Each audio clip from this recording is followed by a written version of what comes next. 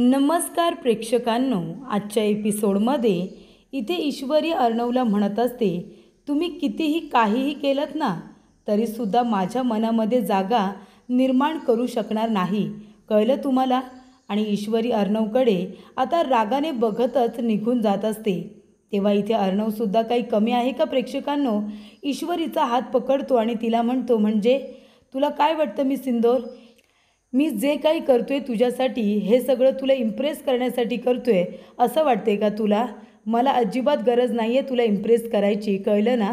पण एक गोष्ट मी तुला सांगतो, मी हे जे काही करतोय ना ते तू अर्णव राज्य शिर्केची बायको आहेस, या घरची सून आहेस ना, म्हणून मी माझं कर्तव्य पार पडतोय, बाकी काही नाही.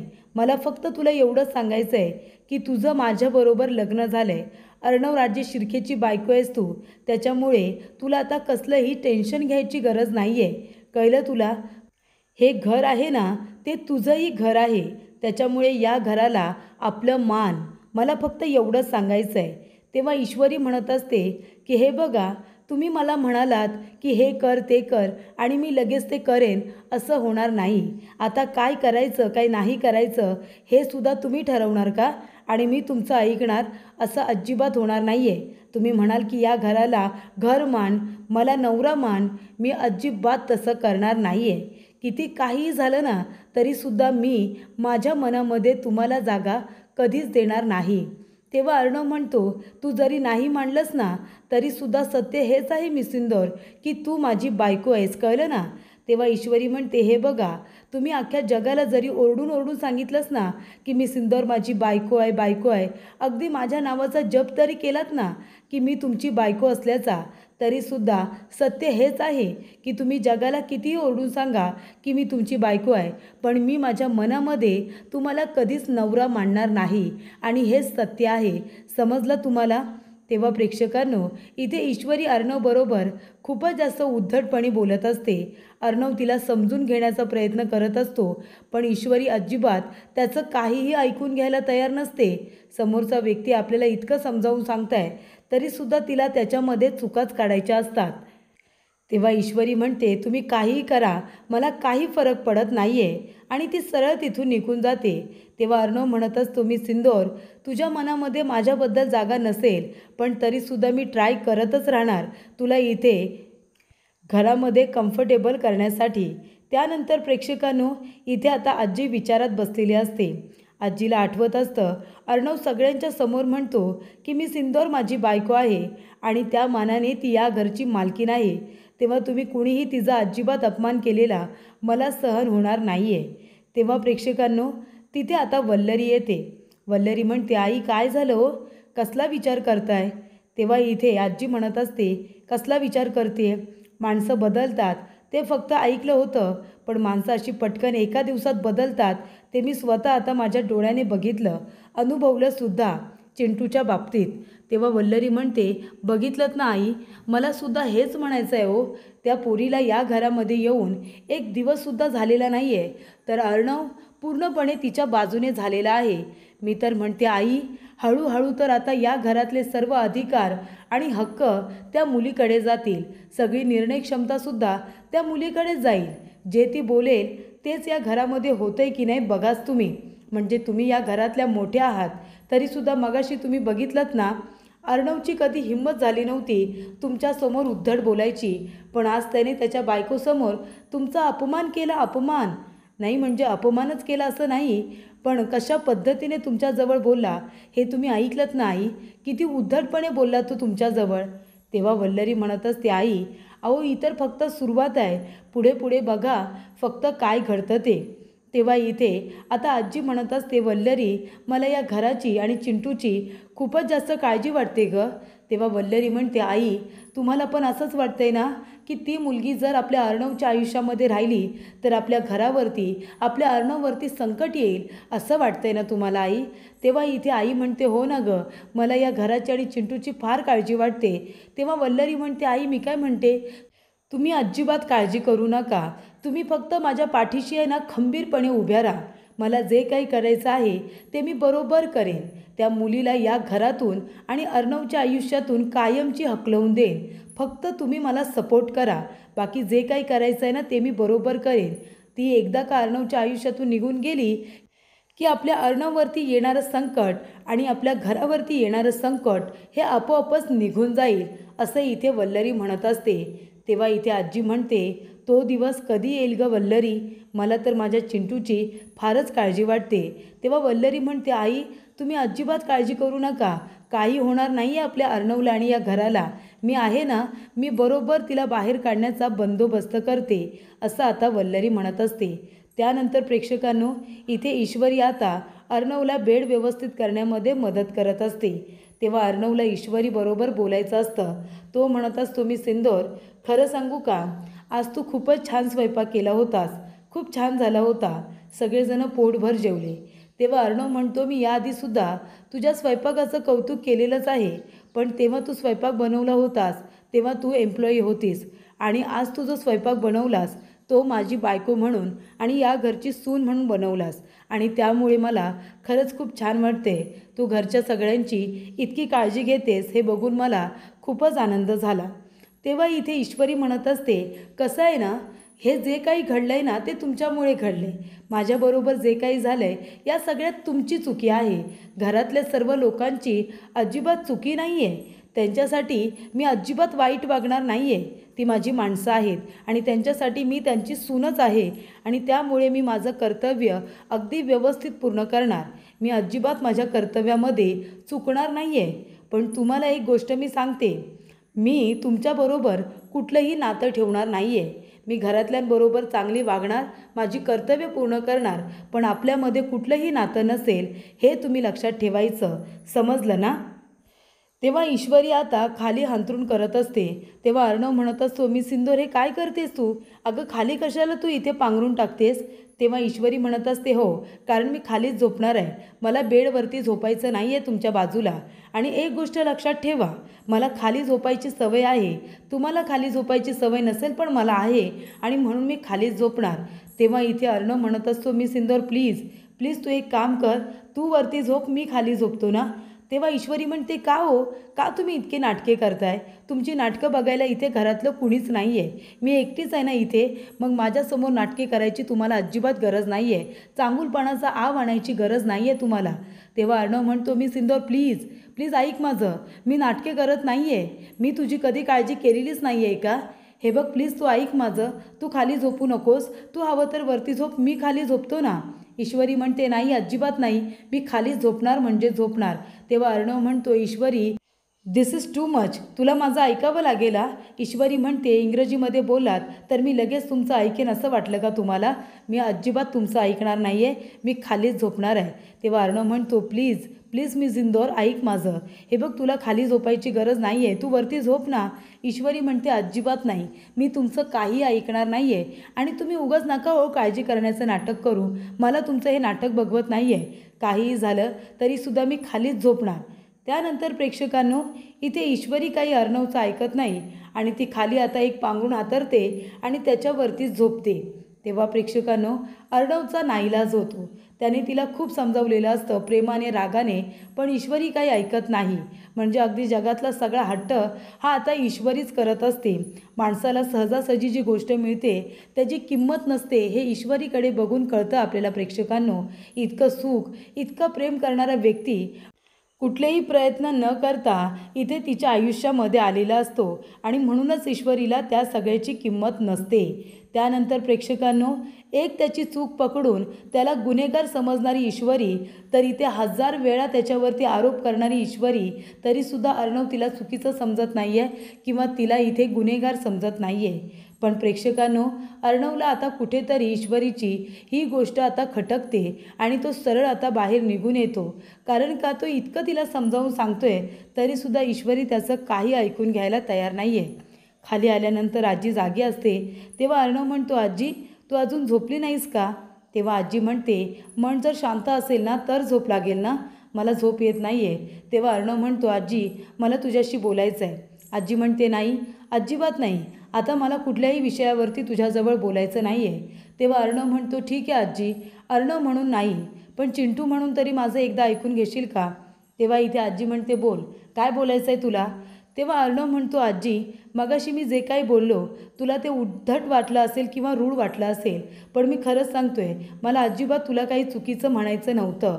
माझे इंटेन्शन खरंच काही चुकीचे नव्हते. हे बघ आजी, पण आता तू आणि मामी तुम्ही दोघींनीसुद्धा हे मान्य करायला हवं की ईश्वरी माझी आता बायको आहे आणि त्या मानाने हे घर तिचंसुद्धा आहे. त्यामुळे तिचा झालेला अपमान मी खरंच सहन करणार नाही.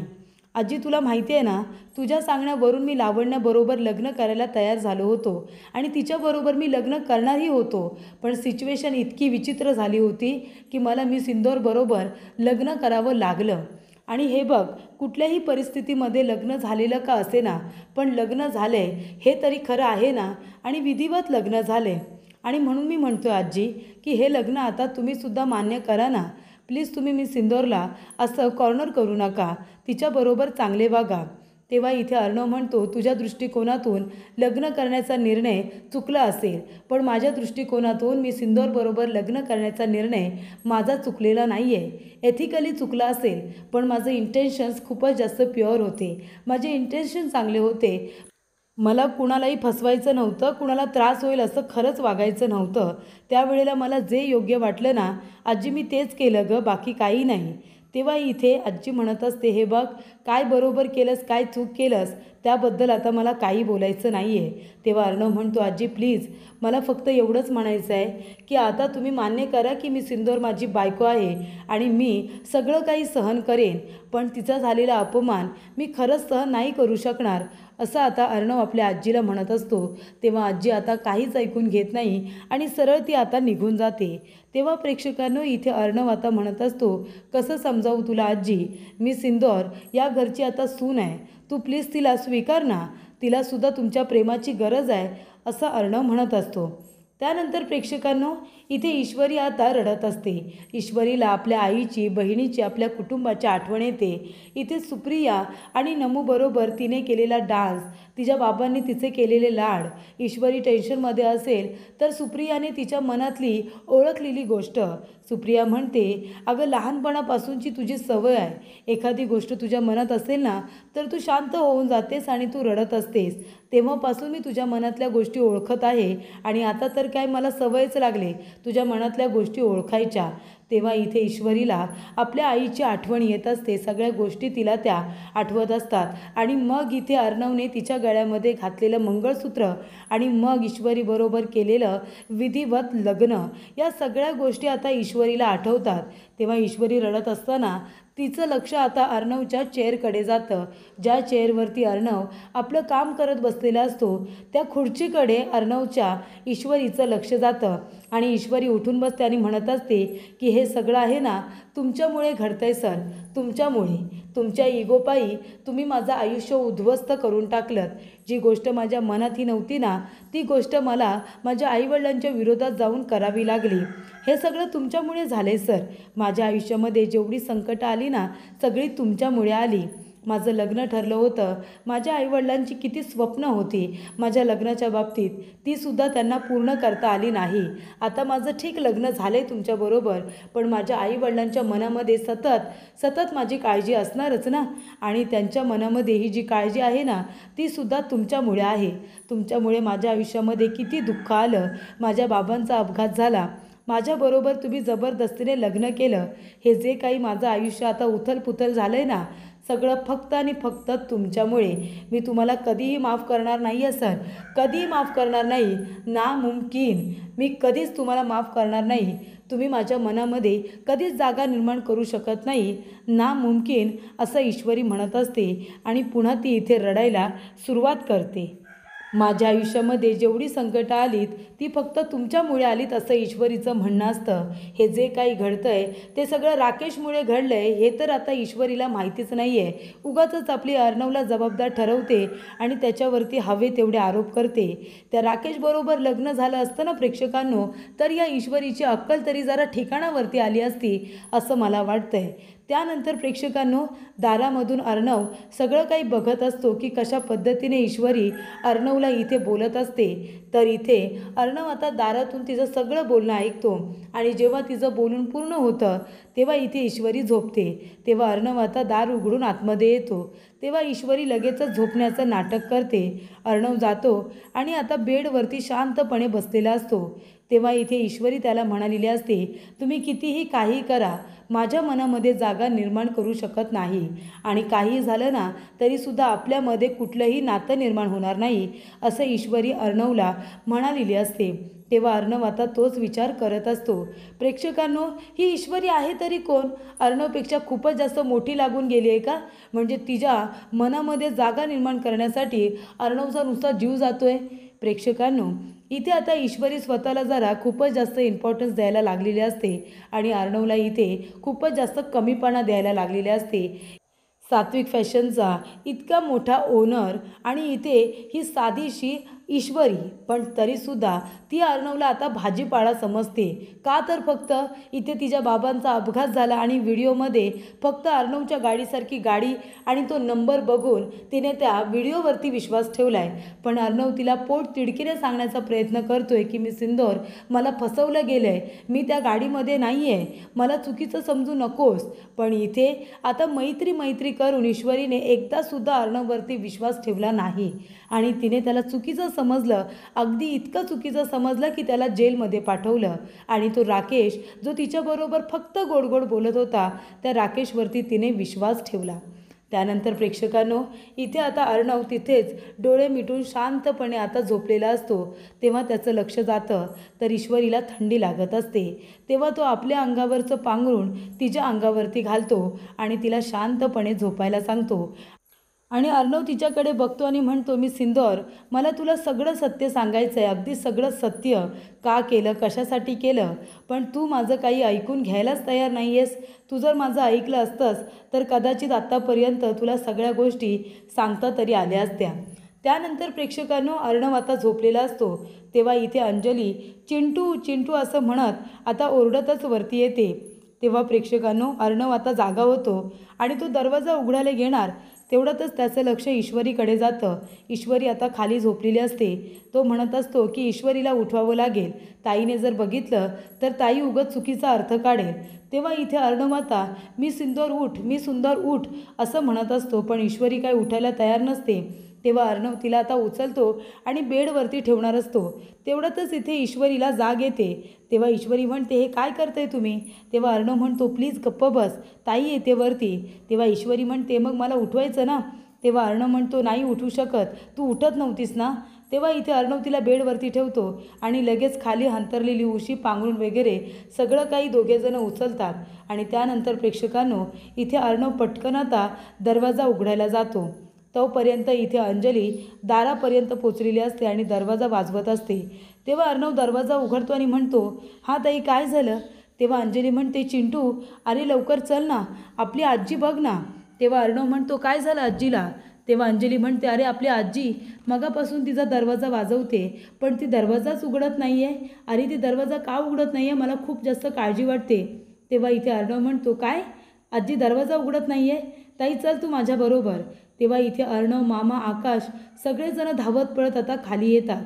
त्यानंतर प्रेक्षकांनो, पुढील भागामध्ये इथे आता अर्णव दरवाजा नॉक करत असतो. मामा दरवाजा वाजवत असतात, आकाश दरवाजा वाजवत असतो, पण इथे आजी काही दरवाजा उघडायला तयारच नसते.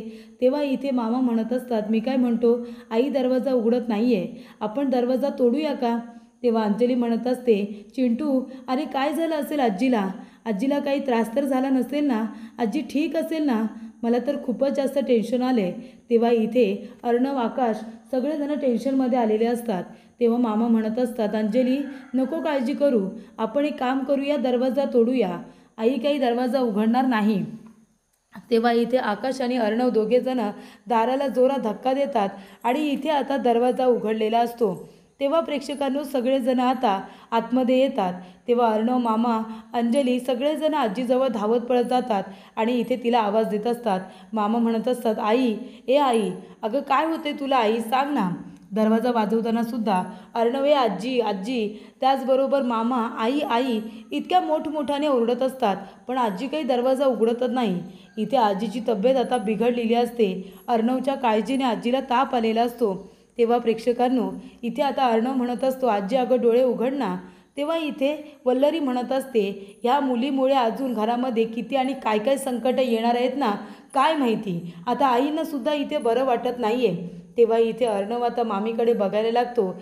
तर इथे मामी आता अगदी बरोबर इथे ईश्वरीला बोलते. ईश्वरीला सुद्धा कुणीतरी सुनवायची गरज आहे. तर इथे आजीची तब्येत प्रेक्षकांनो आता थोडी बिघडलेली असते.